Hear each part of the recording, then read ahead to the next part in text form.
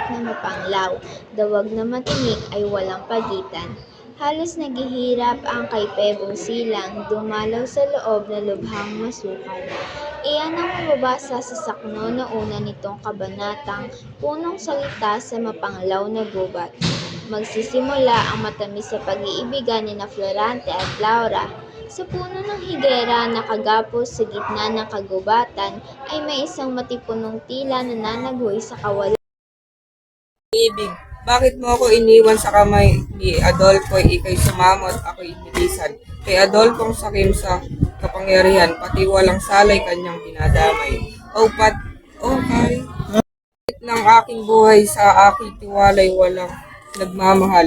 Laura at Albanyang aking sinilangan, ako sa iyo nagpaalam. Itong nasa akin, nasa pag-ibig, inagaw na malapit sa akin. Ako ngayon nasa kagubatan, pinagtaka ng ama ko mapagsarili. Oh Laura, ako iyong pinagtaksilan, iniwan. Hayaan mo ba ako dito sa kagubatan? Alam kong hindi mo maatim ang mahal mo sa pinagpisan. Nang makita si Floranting nakagapos sa higera, ay nagulat at nabigla ang morong mandirigma. Sa harap ni Florante may 2 leon na nakaantabay. Pinaslang ni Guerrero ang 2 kaaway. Iniligtas ang taga-Albanyang walang kamalay-malay. Ito'y kinawala niya sa pagkagapos at walang hirap na inakay-akay.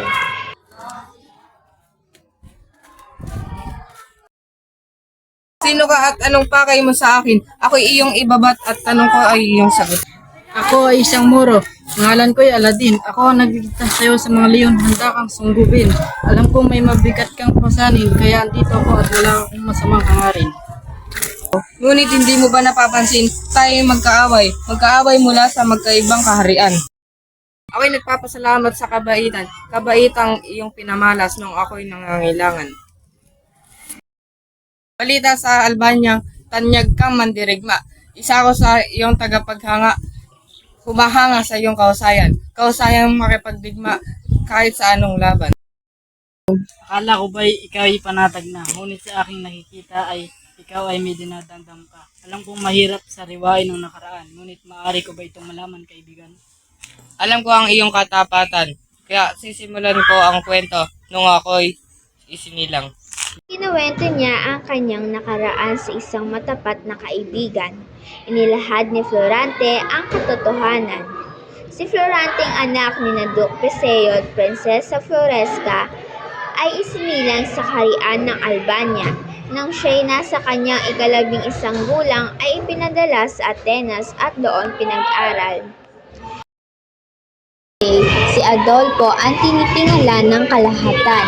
Ngunit nang dumating si Florante, tila ito'y inagaw itong si Adolfo. Puot ang nasa kalooban. Dahil ngayon magkakaroon ng pagsasadala tungkol sa trahedya ng 2 apo na si Florante at Adolfo. Florante bilang Polinices, Adolfo bilang Eteocles. Nang magsadula, si Adolfo'y nanlisik ang mata kay Florante. May balak na masama, balak nitong paslangin at tutuhanin. Ngunit meron isang tao si Florante handang saklolohan. Ikaw Floranting mga agaw, dapat sa iyo ay mamatay.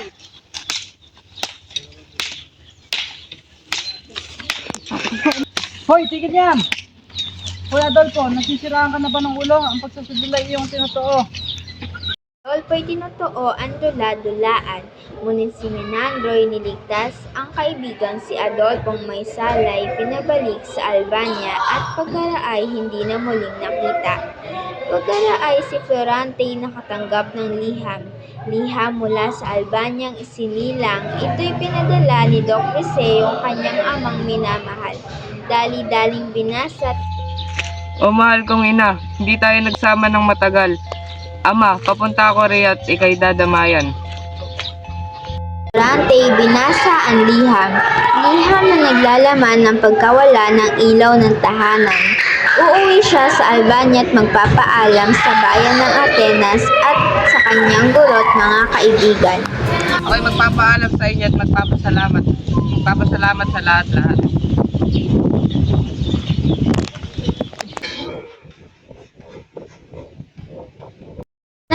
Dumating sa bayang Sinilangan, niyakap ang ama sa kaharian. Tila nabalot ng kalungkutan nang makita ang inang lumisan. Anak, huwag kang mawawala ng pag-asa. Ang tadhana ay hindi basta-basta. Nandito kami sa suporta, magiging gabay at tagapag-aruga. Pagkatapos ay may dumating na liham. Sasakupin ng Persya ang roton ng bayan. Nanghihingi ng tulong si Florante, lalaban at susulong. May sulat na dumating mula sa Rotono, humihingi ng tulong ang pakay ni Sakupin. Ang ngalig na itong Sakupin ni Erana Osmali mula sa Persya. Bukas sila'y pupunta at paglalaban ng bayan na nag-aasa. Sa tulong ni Floranting aking anak, may liligtas natin ang bayan ng Rotono. Dumating si Haring Linceo. Itong si Florante may kakaibang naramdaman. Halong kaba at pag-ibig nang makita ang anak ng hari. Pagkaraay nabawi ang kalungkutan nang makakita ng babaeng napupusuan. Tila napalitan ng kaligayahan at nagkaroon ng pag-asa at kasiyahan. Seo, hari ng Rotona, ginagagala ko kayong makilala. At ngayon gusto ko nga palang ipakilala ang anak kong si Laura. Masaya ako't nakilala kita. Ngalan kay Florante, wala nang iba. Taga dito sa Albania. Albania ako'y tagapagmana. Masaya rin akong nakilala kita. Sana tayo magkakilala pa upang makilala natin ang isa't isa nang tayo maging magkaibigan o higit pa. Dalawa'y hindi na malayan. Gusto nila'y magkasikahulugan hanggang sila'y maging magkasintahan at subos na nagmamahalan. Ngunit panahoy dumating at sila'y mawawalay sa isa't isa. Itong si Floranting makikipagdigmaan, ipaglala. Laura, ikaw'y maghintay. Babalik ako at ikaw'y babalikan. Pangako, Florante, ako'y maghihintay.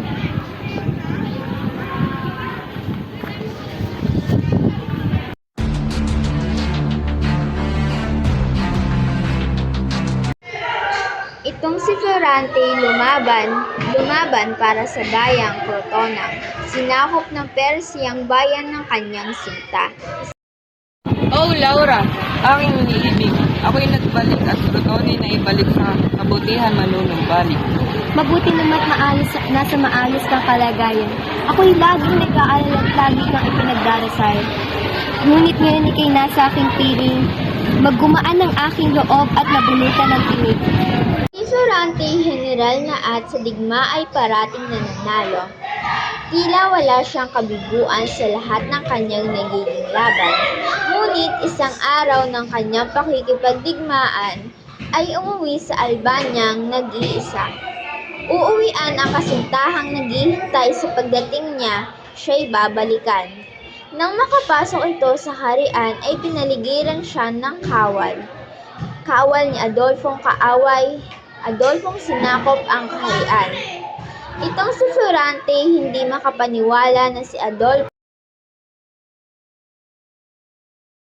Hindi naiiba sa akin, masakit man aminin. Ama ko ang nagpasakit sa akin, amang nagkalinga at nag-alaga sa akin. sa kasalukuyay may nasa gubat din. Sila'y nakarinig ng tinig na pamilyar na boses. Parang may naririnig akong hinga.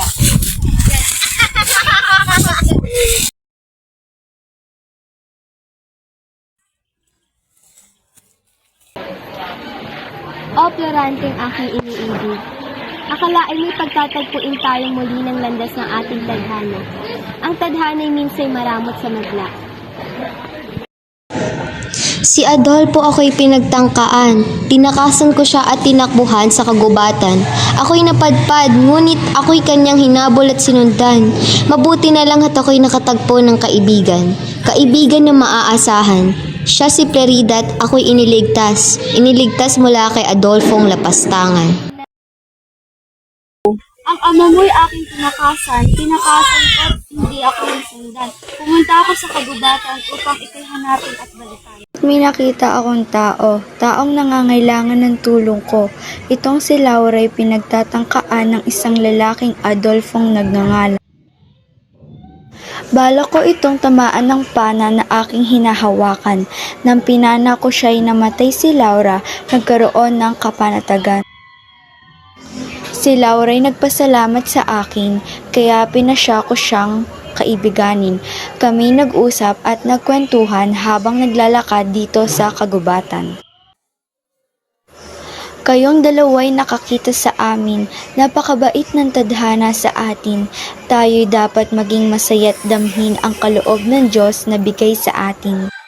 Tayo pala'y nagtatagpo na, babalik na sa dating gandahang Albania. Si Adolfo ay wala na at sa pwesto, biglang na ang upo sa trono.